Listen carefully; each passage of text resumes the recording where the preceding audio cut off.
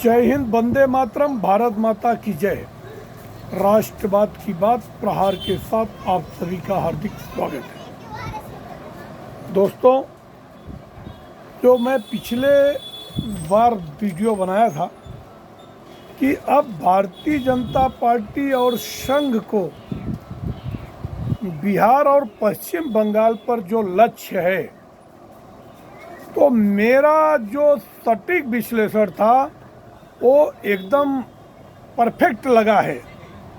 ममता बनर्जी बौखलाई। ममता बनर्जी ने कहा कि आप हरियाणा और महाराष्ट्र और दिल्ली भले जीत गए बेईमानी करके, पश्चिम बंगाल में हम बेईमानी नहीं चलने देंगे, हम बंगला वाले हैं। इसका मतलब है कि पश्चिम बंगाल की अब इनकी चूल हिल चुकी है, क्योंकि अब की बार सेम वही बौखलाहट जो महाराष्ट्र में कांग्रेस की बौखलाहट थी, जो दिल्ली में अरविंद केजरीवाल की बौखलाहट थी कि यहाँ पे फर्जी वोटर बनाए जा रहे हैं। इलेक्शन कमीशन के माध्यम से फर्जी वोटर, और वही सेम मुद्दा ममता बनर्जी ने उठाया है कि यहाँ पे गुजरात, हरियाणा, पंजाब, उत्तर प्रदेश, बिहार से लोगों को लाया जा रहा है। अब ये सोचने वाली बात है कि जो वोटिंग होता है, हर वोटिंग बूथ में हर पार्टी के बूथ अध्यक्ष रहते हैं। अब आपका बूथ अध्यक्ष अपने बूथ के लोगों को नहीं पहचानेगा। गुजरात और बिहार का आदमी आके वहाँ वोटिंग देगा तो जजमेंट नहीं आएगी, मगर ये बौखलाहट है। हाँ, पिछली बार 2021 में क्या हुआ था कि ममता बनर्जी ने जो अपना पैर तोड़कर जबरदस्ती व्हील चेयर पे बैठ के खेला होवे का नारा देके अपनी राजनीतिक साख बचा ली थी, मगर अब की बार मुझे नहीं दिख रहा है कि उनकी राजनीतिक साख, उनकी वजूद बचने वाली है। उसके लिए 3-4 पॉइंट मैं आपको बताऊंगा, जो कि शायद जो राजनीतिक लोग हैं उनको तो पता चल जाएगा, बाकी आम व्यूअर जो हमारे हैं सरल भाषा में उनको समझने में बहुत आसानी होगी। पहली चीज़ है कि अब की बार कांग्रेस पार्टी और लेफ्ट ये भी मैदान छोड़ने वाले नहीं हैं, क्योंकि कांग्रेस को भी अब लग गया दूर न दूर कि अब मैं कब तक सेक्रीफाई करूंगा, और जब तक मैं सेक्रीफाई करूंगा ये क्षेत्रीय पार्टियां हमारे कंधे पे चढ़ के ही पेशाब करने वाली है। तो कांग्रेस पार्टी को ये बात समझ में आ गई, या तो समझौता करो और हमको हिस्सेदारी दो। तो अगर कांग्रेस पार्टी को हिस्सेदारी देगी तो ये भी ममता बनर्जी की एक चुनावी हार होगी, जो अभी आपको अपने आप को जो शेरनी समझती है, बंगाल टाइगर समझती है कि अविजय किला है उसका, अभेद किला है जो मोदी नहीं भेद पाते हैं, अमित शाह नहीं भेद पाते हैं। तो एक तो उसका होगा कि वो सरेंडर हो गई, और अगर वो सरेंडर होती है तो भारतीय जनता पार्टी दुगने अंदाज में वहाँ पे फायर करना शुरू कर देगी। ये बात होगी। दूसरी बात कि जो भ्रष्टाचार में अब की बार लिप्त है, अभी भी उसके कितने मंत्री जेल में हैं, खासतौर से पार्था चटर्जी जो शिक्षा मंत्री था, और शिक्षा मंत्री की जो आंच है, जो उसमें भ्रष्टाचार हुआ है, उसमें शिक्षक भर्ती घोटाले में उनसे इनके भतीजे अभिषेक बनर्जी का भी हाथ है। वो तार उनके तक पहुंच रहे हैं, और इनके भतीजे की जो वाइफ है उसका भी कोयले घोटाले में। तो ईडी और सीबीआई का जो इनके ऊपर अंकुश है, पहली बार ऐसा हुआ कि जब वहाँ पे वो आरजी के अस्पताल में जो लड़की का गैंग रेप करके उसकी हत्या कर दी गई ट्रेनी डॉक्टर की, वो मुद्दा बहुत तूल पकड़ा था। और मुझे लगता है 1 महीने 1.5 महीने तक सारे डॉक्टर, चाहे छोटे डॉक्टर हो, चाहे मतलब जूनियर डॉक्टर हो, चाहे बड़े लेवल के डॉक्टर हो, जितने डॉक्टर लॉबी थी, मेडिकल स्टाफ था, सारे रास्ते पे उतरे थे।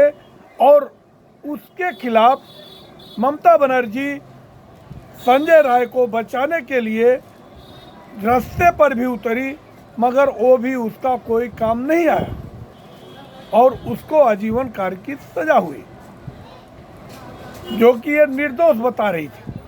तो ये मुद्दा कहीं न कहीं ममता बनर्जी के दामन को दागदार करता है। दूसरा जो भ्रष्टाचार का मुद्दा है, तीसरा जो मोया मुद्रा है, अभी ये लोग भी फंसे हुए हैं।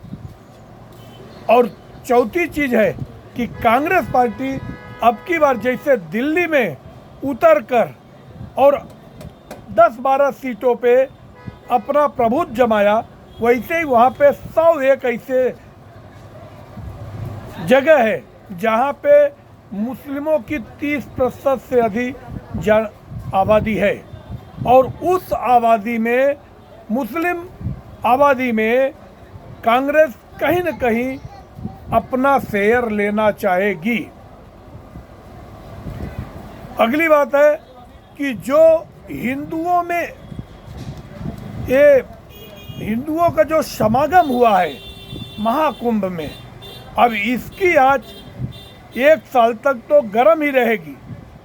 और इसमें बहुत सारे हिंदू वहाँ से आए।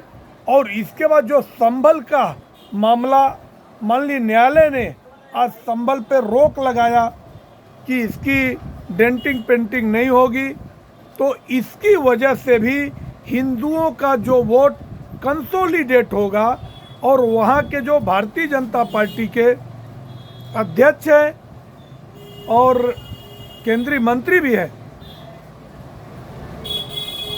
मजूमदार, उन्होंने कहा है कि अब हिंदुओं को अपना अस्तित्व बचाना होगा, क्योंकि पश्चिम बंगाल में भी वही हाल होने वाला है जो बांग्लादेश में हिंदुओं के साथ हुआ है। तो ये समय है, अगर पश्चिम बंगाल के हिंदू एकजुट होकर बांग्ला संस्कृति को बचाने के लिए, हिंदू संस्कृति बचाने के लिए अगर एकजुट होते हैं, तो उसका असर जरूर दिखेगा। तो ममता बनर्जी ने कहा कि गुजरात से एसोसिएशन ऑफ बिलियन माइंड और इंडिया 360, ये 2 जो एजेंसियां हैं, ये पूरा डाटा कलेक्ट करके वहाँ पे जो कि हिंदुओं का वोट, जो खास तौर से बिहार, पंजाब, उत्तर प्रदेश, अन्य राज्यों से, गुजरात, ऐसे लोगों से लाकर, जैसे महाराष्ट्र में 40 लाख वोटों की धांधली की और यहाँ पे लाखों वोटों की धांधली की दिल्ली में, वैसा हम यहाँ पे हरगिज होने नहीं देंगे। और दूसरा पैटर्न जो अभी हजारीबाग में हुआ कि शिव बारात पे हमला हुआ है, पत्थरबाजी हुई है, और वहाँ के जो मुस्लिम कैबिनेट मंत्री है उनसे अंसारी है, उन्होंने खुल के मुस्लिमों का पक्ष लिया और कहा ये जो दंगा है ये आरएसएस करा रही है। तो मुझे लगता है कि झारखंड और पश्चिम बंगाल, ये दोनों की टेरिटरी भी मिलती जुलती है और इसका भी असर, क्योंकि पश्चिम बंगाल में हिंदुओं को जैसे जैसे घटनाएं हुई है, चाहे वहाँ की महिलाओं का जो मुद्दा था, वो भी तूल पकड़ेगा।